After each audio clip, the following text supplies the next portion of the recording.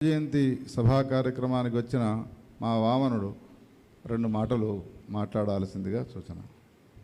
2 మాటలు, 2 నిమిషాలు.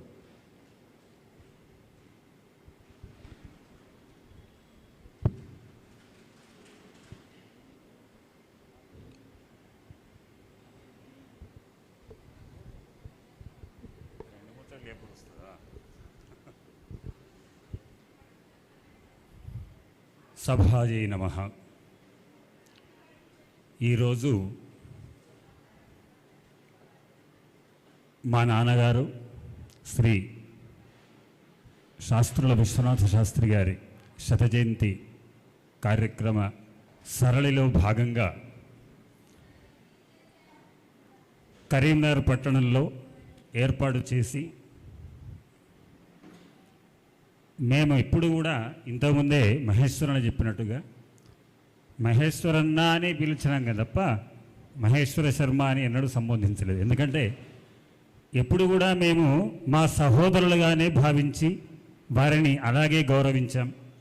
వారు మరియు మా వేణన్న ఇద్దరు కూడా మొన్న ఫోన్ చేసి తప్పనిసరిగా ఏర్పాటు చేసినాం, రావాల్సిందే నువ్వు అని అనడంతో ఈరోజు ఇక్కడికి రావడం జరిగింది. అయితే నాన్నగారి యొక్క పాండిత్యం గురించి, వారి అంటే ధార్మిక జీవనం గురించి చాలామంది పెద్దవాళ్ళు చెప్తారు.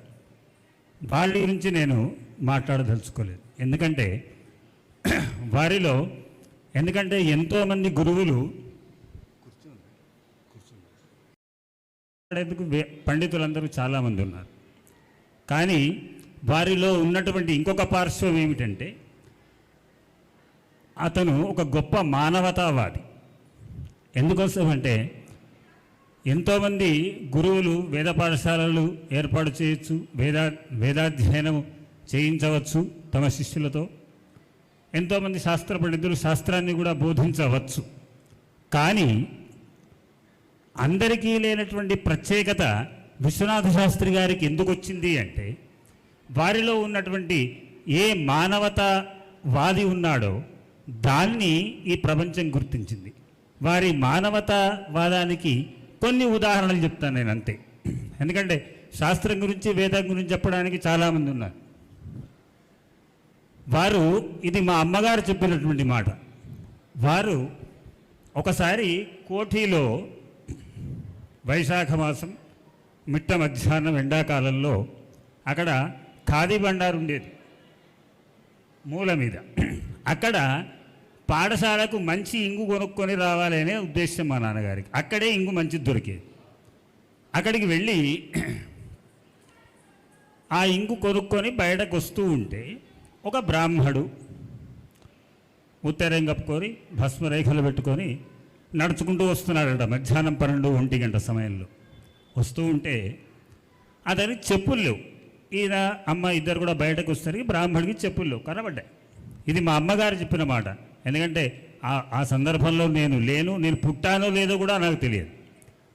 వెంటనే అయ్యి ఏమిటి మిట్ట మధ్యాహ్నం సమయంలో చెప్పులు లేకుండా నడుస్తున్నావు అంటే, అయ్యా నేను బీద బ్రాహ్మణ్ణి, నా దగ్గర డబ్బులు లేవు అంటే వెంటనే అక్కడే పక్కనే ఉన్నటువంటి బాట. ఎందుకంటే మా నాన్నగారు చిన్నప్పటి నుంచి కూడా అంటే ఉన్నతంగానే పెంచాడు. మాకు కూడా చిన్నప్పటి నుంచి 99 రూపాయల 99 పైసలకు బాటా చెప్పులు వేసుకున్న గుర్తులు ఉన్నాయి. ఇంకా తీసుకొని వెళ్ళి వారికి చెప్పులు ఇప్పించి, అంటే వారు చదువుకున్నారా, వేద పండితుడా, శాస్త్ర పండితుడా అనేటువంటి ఆలోచన లేకుండేది.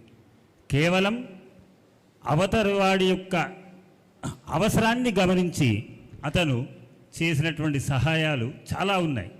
ఇటువంటి మానవతా దృక్పథం ఏదైతే ఉందో అది వారిని ఉన్నతమైనటువంటి గురువుగా నిలబెట్టింది ఈ ప్రపంచంలో.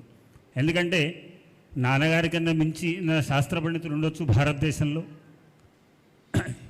లేదా అంతకన్నా అంటే మా శివంపేట కన్నా ఇంకా అద్భుతంగా నిర్వహించినటువంటి పాఠశాలలు ఉండొచ్చు గాక. అయినప్పటికీ మా అందరికి కూడా నేర్పించింది అదే. ఎందుకంటే సహజంగా బ్రాహ్మడికి ఏమవుతుందంటే ఒక పిరికితనం ఉంటుంది మనసులో. కానీ మా నాన్నగారికి లేనిదే అది. ఎందుకంటే పూరి స్వామివారితో కానీ కరపాత్ర స్వామివారి సాన్నిహిత్యంతో కానీ వారు గోవధ నిషేధానికి భారతదేశ వ్యాప్తంగా కొట్లాడి అరెస్ట్ అయినటువంటి రోజులు ఉన్నాయి. సహజంగా అటువంటి కొట్లాటలు కనుక సందర్భం వస్తే బ్రాహ్మణులం అందరం కూడా చక్కగా వెళ్ళి రూమ్లో కూర్చుంటాం. కానీ వారు ఆ పూరి స్వామి వారి యొక్క అంటే వారితో ఉన్నటువంటి కారణం చేతనో ఏమో వారికి ఆ ధైర్యం ఉండేది. ఆ ధైర్యం కూడా అక్కడ చదువుకున్నటువంటి ప్రతి విద్యార్థి కూడా వచ్చింది. చూడండి, మిగతా వేద పాఠశాలలో చదువుకున్నటువంటి వేద విద్యార్థులు, శివంపేటలో చదువుకున్నటువంటి వేద విద్యార్థులకు చాలా తేడా ఉంది. మనం సహజంగా అంటే ఇప్పుడు ఉదాహరణ నేనే ఉన్నాను, నన్ను ఇక్కడ పిలుస్తారు అనుకోలేదు. అట్లాగే మనల్ని ఎక్కడ ఏ విషయం గురించి మాట్లాడమన్నా కనీసం 10 నిమిషాలైనా మాట్లాడేటువంటి ధైర్యం వచ్చిందంటే అది వారి యొక్క సంకల్పం యొక్క లక్ష్యం ఈరోజు నెరవేరుతుంది.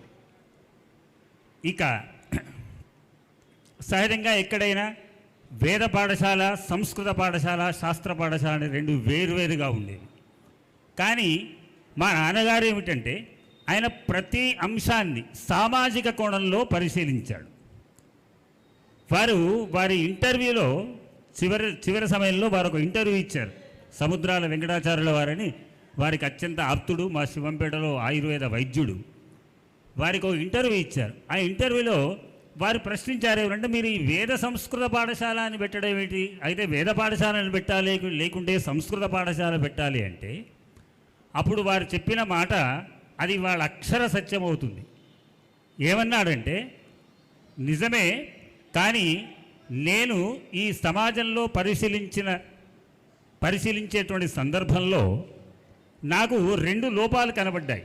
ఏమిటి అంటే అవి, వేద పండితుడు ఘనాంత స్వాధ్యాయి ఉంటాడు, వాళ్ళ అమ్మ శ్రాద్ధమో నాన్న శ్రాద్ధమో వస్తుంది, ఫలానా ఏకాదశి తిథి, ఏకాదశి తిథి 2 రోజులు ఉంది. మరి అంటే ముందు రోజు చేయాలన్నా శ్రాద్ధం, తర్వాత రోజు చేయాలన్నా అనేటువంటి నిర్ణయం చేసేటువంటి శక్తి ఘనాపాఠి అనేటువంటి ఆ వేద పండితుడికి ఉండేది కాదు. కాబట్టి ఆయన వెంటనే ఎక్కడికి వెళ్ళాలి? ఒక శాస్త్ర పండితు దగ్గరికి వెళ్ళాలి. వెళ్ళి నా ధర్మసింధు, నిర్ణయ సింధు అవన్నీ కూడా వస్తుంది. అయ్యా ఏకాదశి ఎప్పుడు అవుతుంది, మా నాన్నగారి శ్రాద్ధం ఎప్పుడు పెట్టుకోవాలి అంటే నిర్ణయం శాస్త్ర పండితుడు చేసేవాడు. శాస్త్ర పండితుడికి ఉన్నటువంటి శాస్త్ర పండితుల్లో ఒక లోపం ఉంది. ఏమిటి? శాస్త్ర పండితుడు కూడా అట్లాగే తన అమ్మగారితో తండ్రి గారితో శ్రాద్ధం అయితే మళ్ళీ మంత్ర బ్రాహ్మణి కోసం అని చెప్పి మళ్ళీ ఈ ఘనాపాఠి దగ్గర రావాలి. ఇది నేను సమాజంలో గమనించినటువంటి అంశం. కాబట్టి ఈ 2 లోపాలు కూడా ఉండకూడదు శివంపేటలో చదువుకున్న విద్యార్థులకు. అందుకోసమే వేద సంస్కృత పాఠశాల అని చెప్పి మొదలుపెట్టిరా అని చెప్పి ఇంతకుముందు మా పురుషోత్తం చెప్పినట్టు రఘువంశ మహాకావ్యాన్ని 2వ సర్గతో మొదలుపెట్టాడు మనకు. దాంట్లో మొట్టమొదటి శ్లోకం తస్యాహురణ్య అథ ప్రజానాది, 2వ శ్లోకం ఇది. తస్యాహురణ్యాస పవిత్రవంశం అపంసులానం ధురికీర్తనీయ మార్గం మనుష్యేశ్వర ధర్మపత్ని శృతేరివార్థం స్మృతిరన్వగచ్చదు. అంటే కాళిదాసు ఏదేదే చెప్పిండో, అంటే ఇది అక్కడ ఉపమానం చెప్పాడు, కానీ ఎప్పుడు కూడా శృతిని అనుసరిస్తూ స్మృతి ఉండాలి. కాబట్టి నా పాఠశాల కూడా వేదము శాస్త్రము 2 కూడా సుసంపన్నం కావాలని చెప్పి వారి సంకల్పం ఏదైతే ఉందో అక్కడ చదువుకున్న మేమందరం కూడా తిథి నిర్ణయం చేయగలము, అట్లాగే మంత్రాన్ని చెప్పగలం. అటువంటి సామర్థ్యం కేవలం శివంపేట వేద విద్యార్థులకు మాత్రమే ఉందని ఘంటాపథంగా ఈ వేదికపై నుంచి అందరికి కూడా చెప్పడానికి గర్వపడుతున్నాను.